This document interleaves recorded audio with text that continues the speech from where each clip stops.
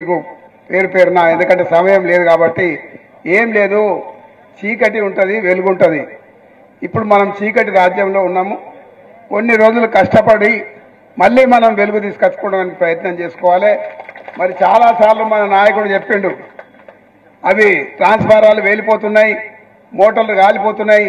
మరి అటువంటి దురదృష్టకర గత ప్రభుత్వంలో చేసిన కార్యక్రమాలన్నీ కూడా రూపుమాపి మన నాయకుడు హరీష్ రావు గారితో మనం మిషన్ కాకతీయ కానీ, మరి భూగర్భ జలాలు పెరగడానికి మిషన్ కాకతీయ కానీ, అదేవిధంగా మరి తాగునీటికి మిషన్ భగీరథ కానీ అనేక కార్యక్రమాలు మరి మనం మేనిఫెస్టోలో పెట్టుకున్న సోములు చెప్పినట్టు మేనిఫెస్టోలో పెట్టకుండా మరి ఏ సాహుకారు దగ్గరికి పోకుండా ఏ బ్యాంకులకు పోకుండా మనం పెట్టుబడిగా రైతు బంధు ఇచ్చి రైతులను ఆదుకోవడమే కాకుండా ఒక గుంట భూమి ఉన్న వారికి కూడా చనిపోతే రైతుకు మనం 5 లక్షల బీమా ఇచ్చినాం.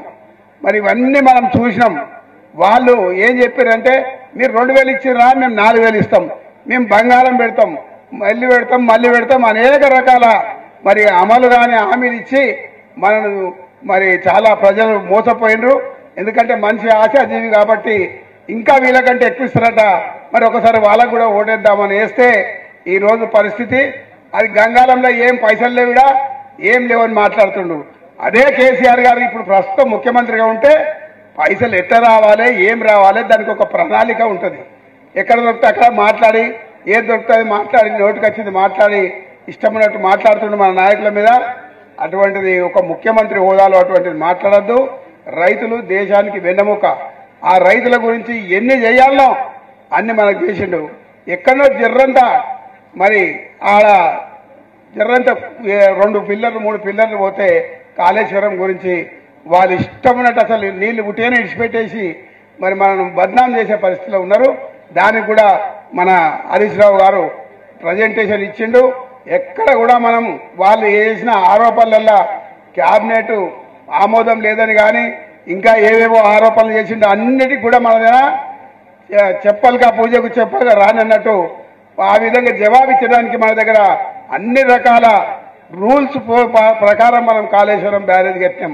ఎక్కడ ప్రపంచంలో లేని విధంగా ఆయన మేధాశక్తిని ఉపయోగించి మన నాయకుడు కేసీఆర్ గారు ఏ విధంగా మనకందరికి కూడా మనం పసిపెర్ల మా పద్మమగిన పోయి కొబ్బరికాయలు కొట్టి నీళ్లు కొట్టి పువ్వులు తల్లి మరి మనం పసిపెర్లో మనం వాటర్ రావడం చూసినాం. ఇప్పుడు నీళ్లు లేవు, ఏం లేవు. మరి అగమ్య గోచరంలో రైతులు కొట్టుమిట్టాడుతున్నారు.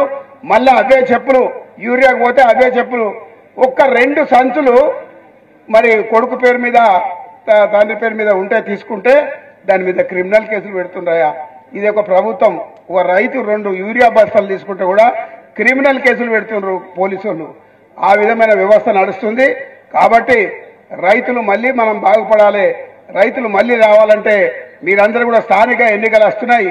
దయచేసి రైతులు వెంబడి ఉండి మరి వాళ్ళ కష్టాల వెంబడ మనం పాలు పంచుకుంటే ఖచ్చితంగా మీరు కష్టంలో సుఖంలో ఉంటే మీ వెంబడే ప్రజలు వస్తారని సందర్భంగా మనవి చేస్తూ, సమయం లేదు కాబట్టి జై రైతు రాజ్యం, జై తెలంగాణ, జై కేసీఆర్, జై హరీష్.